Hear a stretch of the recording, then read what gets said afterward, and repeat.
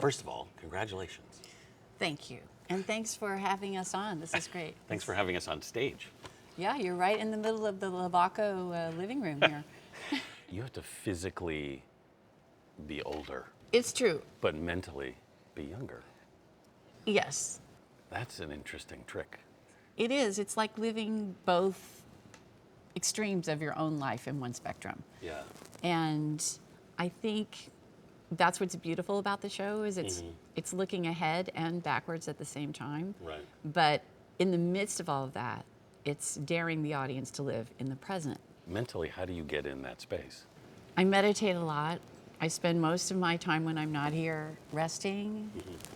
Physically, vocally, spiritually, I have to really calm down because the energy output that is required of me on stage is so high that I spend I'm a professional rester. Job I've always aspired to. Yeah. You had to be persuaded to take this part. It was a daunting prospect to Yeah. take on the role of a young girl who's on the brink of womanhood, but who's also facing the end of her life. Yeah. And to play her without any attitude about it or without commenting at all on what it's like to be a teenager. Teenagers are young adults. They need to be taken seriously. They want to be taken seriously. Yeah. And so my main objective here is to play someone who is real and who wants to be seen. Yeah. You've done what, 12 Broadway shows? This is my 13th. Lucky 13, I hope. How hard did they have to persuade you? It took a while. It Yeah. was over a period of months, actually. Was it? I'm a classically trained lyric soprano. Yeah. And this is a teenager. Yeah. So the sound that I normally use when I sing Yeah. would not be appropriate here. Right? No. I mean, I could do that, but then Yeah. I think people in the audience would be like, Yeah. I think that would take you out of the story. So I've had to find a way to sing the score Yeah. that is both beautiful, hopefully, but also Yeah.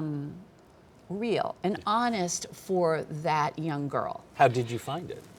I have fantastic teachers who've helped me and coaches, Yeah. and I've been singing since I was 6, Right. and I also teach, so it was a lot of trial and error. Yeah. You know, sometimes I would come in with a sound and everyone would go, whoa, or we went to the opera, or sometimes I would try something and you're like, now you sound like you're 5. Yeah. So like going back, and that's true for the physical life of the character too. Yeah. Right, I had to find something, I want to play a young person with Yeah. dignity, and not make fun of that because Right. I remember what that was like. The last thing we want is for people to laugh at us ever, unless Yeah. it's intentional. Yeah. But yeah, so that's been a journey. I don't think I still have it yet. I'm still working. I mean, Really? I really do think it's a process. Yeah. I'm still finding her, and the audience helps me to do that. Because I can tell when they're listening very, very carefully that I'm onto something. And sometimes I just hear people coughing and looking through things in their purse. And I'm like, oh, oh no, come back to us, come back. I remember when you walked out at the beginning, and I thought, okay, this is really interesting, but how are all these young people going to react to an older person playing a 15-year-old kid? And they're mesmerized. How do you explain what happens with young people in the audience, do you think? I don't know. I think it's such a gift for me to give this to them. Yeah. I think for them to see an adult play them with respect Yeah. and to hold up the mirror and say, I see you, I remember this Yeah. vividly. A lot of folks my age don't remember their teenage years very much, but I do. I've tried to forget them. Most people do that. Yes. And I would like to forget many episodes, but I do remember with quite a bit of affection my teenage years. So a lot of that has to do with my friends growing up and my family and all the stuff that comes with finding who you are. But many young folks have talked to me after the show and been just in tears and just telling me that they got it and that I always ask, how am I doing? How did I do tonight? And they're like, oh, you nailed it. Yeah. Sometimes, I don't think I nail it every night, but I that's my aspiration. I'm impressed that you were even willing to ask that question of kids. I would be terrified of the answer. I like to check in with people. Yeah. And I like to see, because they're honest. They will tell me, you know. You're the most experienced actor on the stage, and you're playing alongside. In terms of credits. And I say that because there's a whole range of life experience here that's very rich. Yeah. But in terms of professional experience, yes, without question. Yeah. And you're paired with someone who's literally on the stage for the first time. Professionally. Yes. Yes, but Justin is an old soul. Yeah. And he knows his way around a stage. And he's a very curious, loving, caring person. And he's a great listener. And that's probably the most important part of being an actor. Justin described you as goofy. Shame on him to drop that like that. Oh, Justin. Okay, I'm going to take this up with you later. But that's part of what made him relax, he says. Well, he's goofy too. I think we meet each other on the goofy level, and then we meet each other on a way deeper, like sobbing in each other's arms level. Yeah. And then most of the show is somewhere in between. Yeah. A lot of the audience walks out sobbing. I'm used to that, Anthony. You're used to that? Yes.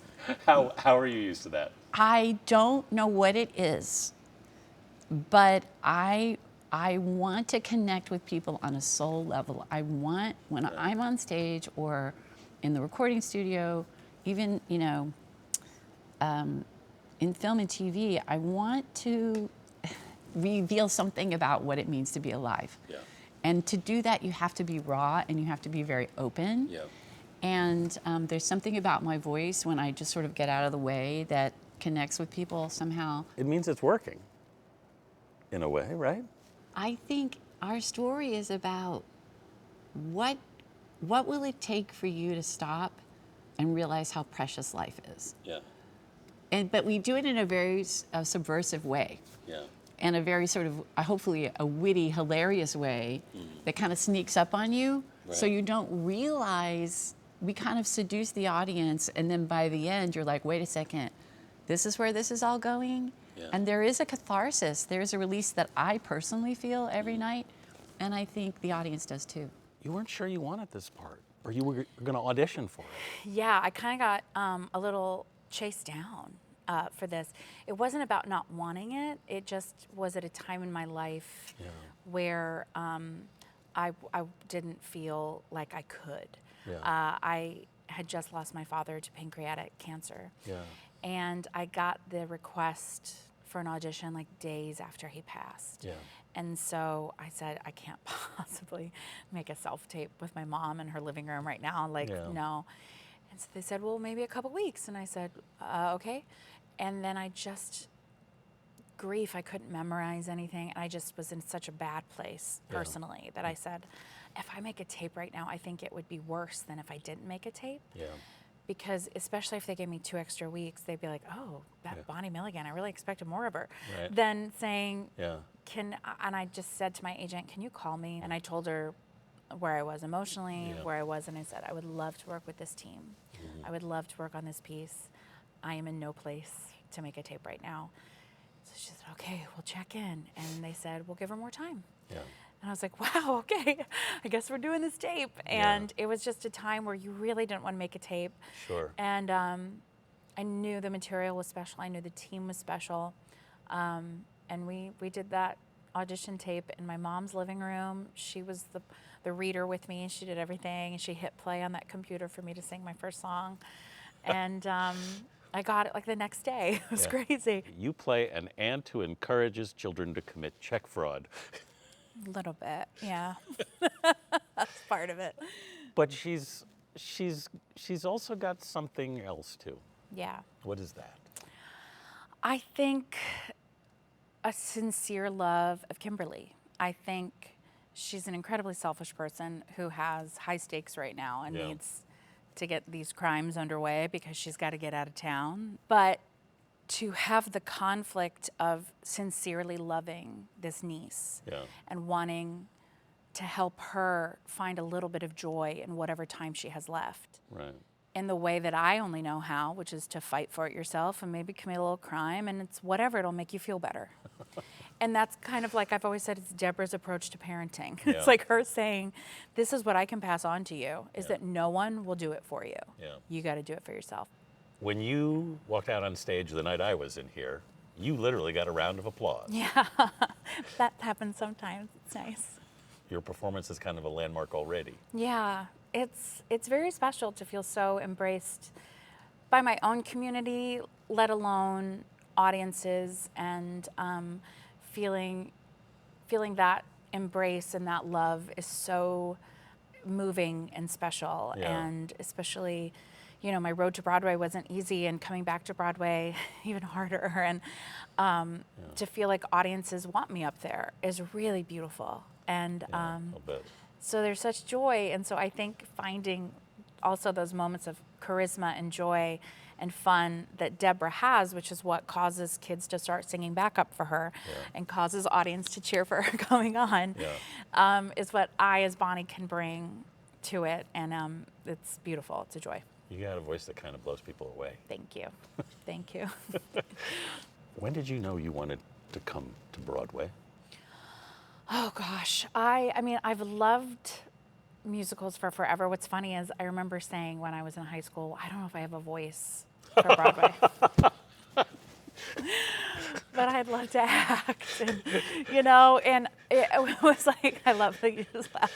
But I got into college, and that's where I really started belting. Yeah. And so then it was pretty solidified for me. I was like, okay, we'll do the Broadway way.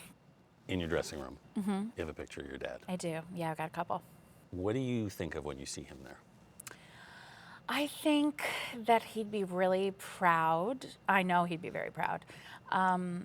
I feel like he has a hand in some ways, pulling strings on the other side to help things happen. So much of this show and so much of my process early on that was difficult was trying to separate the grieving human and finding my way of, I had just been a person who had been with someone in their last days and then doing a show. And I think part of the initial clinging to Kimberly was Bonnie wanting to cling to someone who was going and feeling all the love I could. And it's just like, that is just a reminder of like, I have felt this deep, intense, complicated grief and this time of loss, but also you're finding the joy and you're finding the laughs and you're finding the hope when it's so hopeless. And so to remember that balance and to remember how grateful I am. There are days that, like, you know, I stand here and look at the audience at the end of the show and we're singing this song about no one gets a second time around, and just really taking that in and saying, if I'm just overwhelmed or sad, that like, this is joy though. This right now is what we've worked for. And, you know, you talk about my voice comes from my dad. My dad had that big voice, and part of Deborah, where, you know, how she gets these kids in on her crime, is she's charismatic and she's funny and she's loud and she's bold, and that was my dad. Yeah. And so he was no con artist, but like, he was somebody that walked into a room and commanded it. So in a way, you pay tribute to your dad every time you're up there. Yeah. That's pretty great. It's pretty great. You got a Tony nomination? Yeah, I can't believe it either. It's kind of mind-blowing? Really crazy. It's mind-blowing. Yeah. You were kind of reluctant to take this part. Yes. So I knew I didn't have like the experience and all of the years of training and skill that I thought I would have needed to pull something like this off. You came from Kansas, Yes. straight here, Straight here. to take this part. Yes, this part. That was the first thing. I got the call, the self-tape request 2 years ago. Yeah. And I looked at it and I just thought it was so incredible, but that also kind of created like a tension, like, could I do this? I immediately had so much respect for it, for Jeanine Tesori and David Lindsay-Abaire. They're definitely kind of idols of mine. So seeing that I was being called to even maybe be a part of something of theirs was so crazy to think that they would see me. How did you find out about the Tony nomination? I was on the phone with my parents. We had a Zoom call with some of our castmates, and we all got together and watched in anticipation, hoping for the best. I certainly wasn't expecting much in terms of my category, but when it happened, I was just like astounded, blown away truly. I turned to my castmates on Zoom. They were all cheering. I unmuted my parents and was like, no way! Muted them, no way! And kind of turned back and forth. It's it's amazing. Crazy. It's really amazing. How does that feel, by the way? This feels crazy. I remember the first time I saw it, it was like a little emotional. Yeah. I remember the first time I was here for my callback, seeing a waitress billboard in Times Square and being like, no way. Yeah. Imagine if I was up there one day, and now I'm here. How did you feel once you got here? When I first got here, I was ready to live my dreams in the city initially. My parents came with me and I was like, get out of here, I'm fine. I'm gonna have so much fun. Yeah. But then, it came in the responsibility of it. Yeah. Being so young and coming into a professional space, you suddenly have a responsibility to the people you're working with, to yourself. Right. And I had to learn a lot and adapt in a lot of different ways, learn how to cook, learn how to go to sleep on time, wake up and go on a walk. Why do you think this show resonates so much with young people? I think it resonates so much with young people, high schoolers who are going through exactly what Kim and Seth are going through. And I think this story is unique in a way because it's a coming-of-age story, right? But it really centers around your strangest, most outcast members of kind of teenage life. And not in the way of being a dramatic outcast, but just being weird and awkward and vulnerable. Yeah. And I think that's something that you don't always get to see. And so to see teenagers kind of have something to represent them in kind of the parts of themselves that they're always trying to look away from and embrace that and show how it's beautiful and unique, I think is really awesome. I remember when Vicky comes out in the beginning and I look at this and I'm thinking about all the young people in the audience and I'm thinking, how are young people going to respond to a 60-year-old woman playing a 15-year-old kid? Right. But it works. I mean, it's testament to her. I think she truly melts away, and it's something about seeing this actress that is so established, so accomplished, really bring herself down, down to earth, down to the level of me, who's actually 19, actually a teenager, and we stand there as equals. And I mean, it's really a testament to her skill and humility and our connection. What is that connection? It's a lot of things. I mean, she's a best friend to me. She's a mother. She's a grandmother. She's a mentor. She's everything. And I think that's kind of what made our characters ring very early in the process was her coming to me with such open arms. I mean, she knew how out of my depth I must have felt, and I was nervous and intimidated by the prospect of working with her.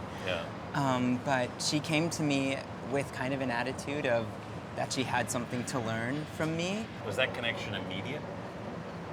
It was pretty quick. I mean, she's a goofy woman, so she came to me immediately, being just a wacko, and inspired me to loosen up and kind of share that with everyone. I think what makes the show work is that we don't feel tropey and we don't feel like we're making fun of teenagers. We don't feel like it's fabricated in any way. And just honing in on that over and over again, I think is what makes the relationship work. People literally walk out of this show in tears. Yeah, that's our favorite. This is the whole musical mapped out. Yeah. What are you laughing at? Well, yes.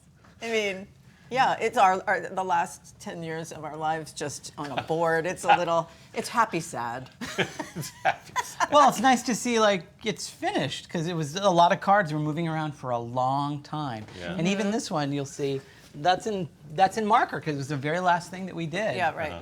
So I noticed you haven't taken it down. No, it's never coming back. Well, I have, other things down the pike. It might have to come down. Sorry. Other musicals with Jeanine that I have to write. Okay, I have then. to go up on that board. In the sort of run up to the show, how much does this move around? Oh my God, it's like Scrabble. I mean, only because I think the way that we have worked in animation, for my limited experience in animation, this was really helpful because there's a rhythm to musicals. And if you don't see enough yellow, there's a problem. If you see too much, and so the colors mean something, the structure of, it's not just finishing an act, it's the way that the two acts speak to each other. And then there's Act 3, which is what the audience leaves with. Right. They go, and hopefully that Act 3 lasts a really long time because they're going to be thinking about that show and talking about that show.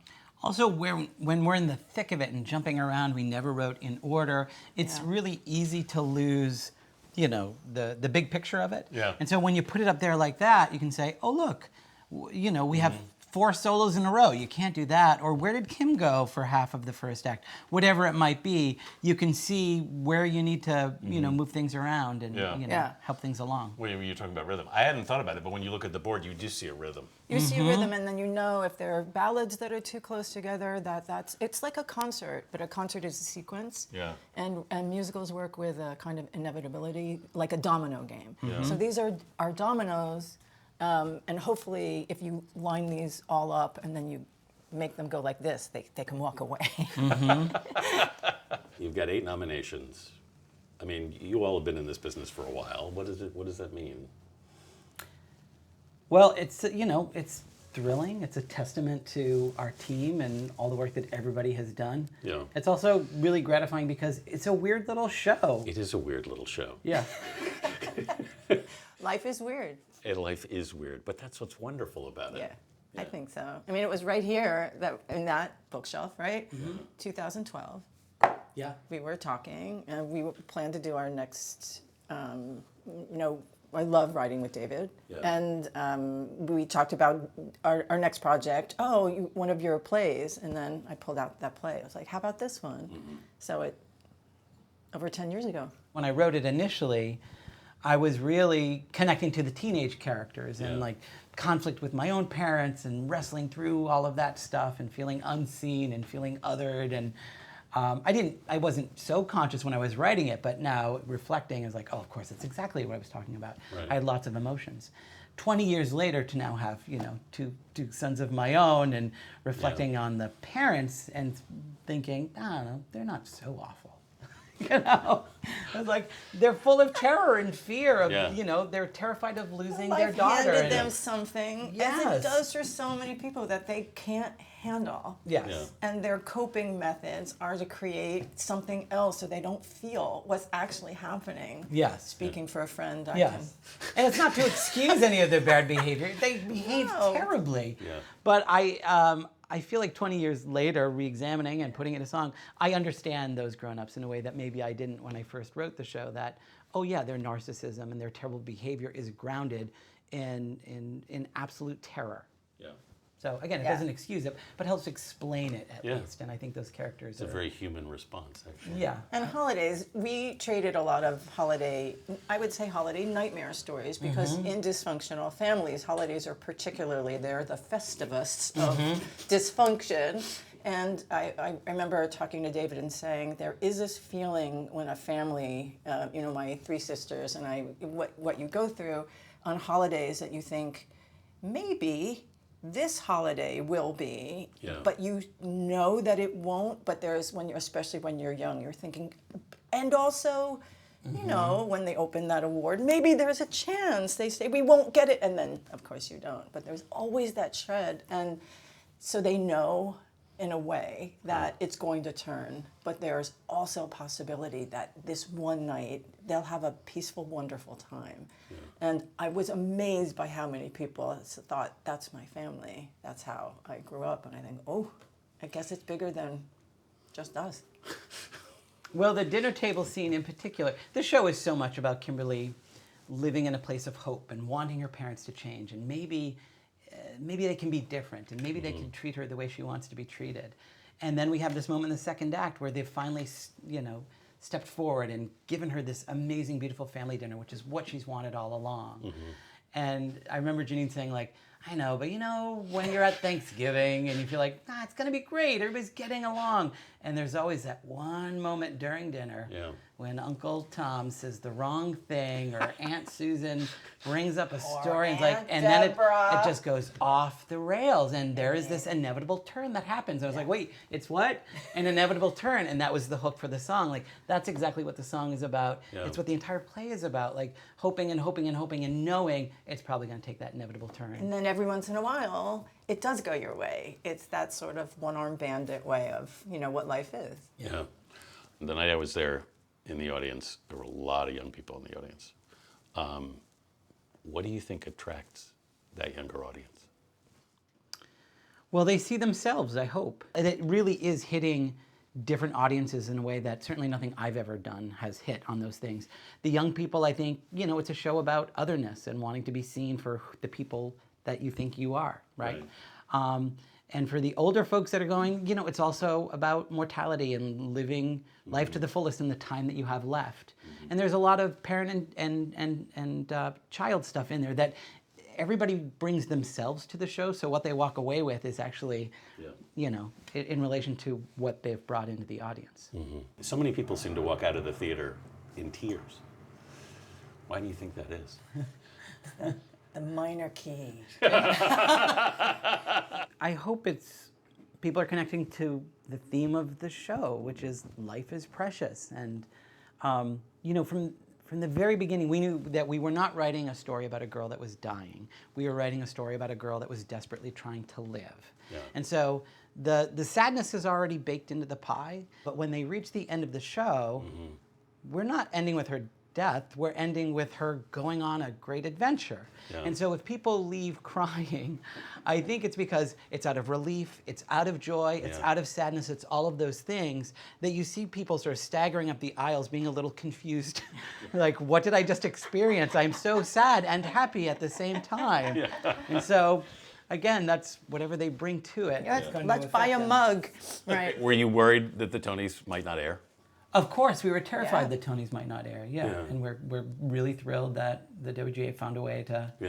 Make what it work. a show of. That's collaboration, right? The writers aligned from completely different parts of the industry. Our industry was just devastated in a way that I had not experienced, and so there was this incredible understanding, and I'm really grateful for it. How important are the Tonys to Broadway? Incredibly important. Incredibly important. It's a punctuation to a season, and it also shines a really strong cleat light on an industry that reaches. We reach an audience 800 people at a time. And for us, for that one night, to be able to go out and say, this is what we're doing in 12 blocks in New York City, with the hope that it goes out to your theater, to all, out on tour. It's not just about New York. We live in New York, but it's really about, giving things attention, I think. It has always been incredibly important because it's our one national event a year to reach everybody around the country. When I was growing up, I didn't come to Broadway, but I watched the Tonys every year, and watching those numbers, and back in the day, seeing scenes from plays, they helped me become a playwright. I would see these things once a year and think, oh, I want to do that. That's thrilling. Right. So yes, it's also a commercial for Broadway, and it's always been incredibly important.